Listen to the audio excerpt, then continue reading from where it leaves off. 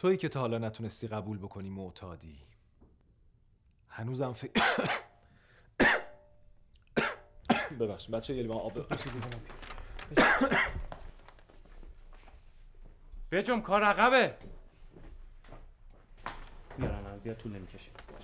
صورتم چک میکنی؟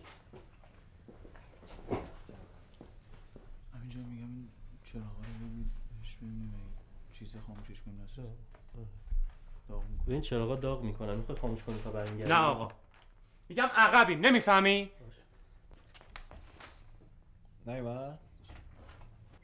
بجم ببخشید لیوان داشت دست درد چه سردم اول جمله رو دفت میگی؟ تویی که تا حالا نتونستی قبول. خب مرسی. تویی که تا حالا نتونستی کات باز چی شده؟ یکی از چراغا گفتم که داغ میکنه. چه خبره؟ این چه کاریه؟ ای بابا معلومه چه گندی میزنی.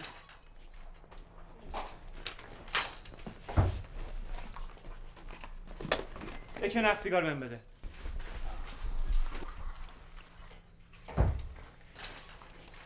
امیر خان این لامپا کجاست؟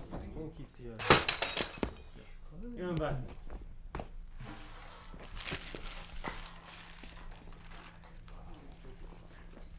صدا، دوربین، کلاکت.